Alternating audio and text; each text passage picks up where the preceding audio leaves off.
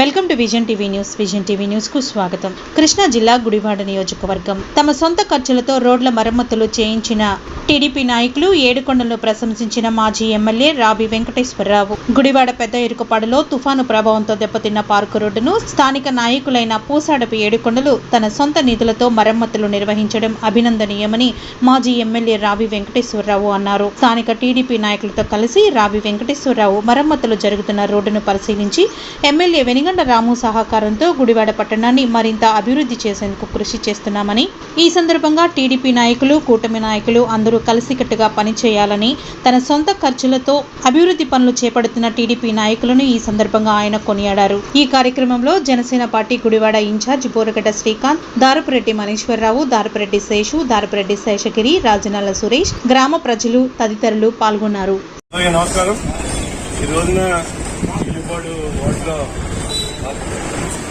Park road లో తుఫాను వల్ల బాధితున్న రోడ్డు అన్ని ఏడుకొండల సహకారంతో ఆయన యొక్క దాతృత్వం అందరూ కూడా అభినందిస్తున్నా.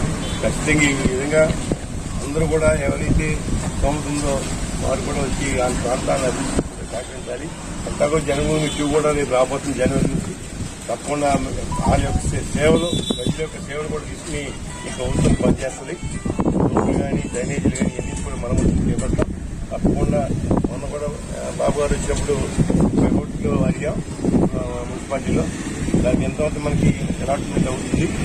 త్వరలోనే ఎక్కడైతే రోడ్లు కానీ, డ్రైనేజ్ కానీ బాగోలేదో వివాడలో అన్ని వాటికి మేము పనిచేస్తామని చెప్పి ఆలోచిస్తున్నాం. ఖచ్చితంగా త్వరలోనే అన్ని కూడా వస్తాయి. బ్రహ్మాండంగా వివాడ అభివృద్ధిలో ముందుందని చెప్పి తెలియజేస్తూ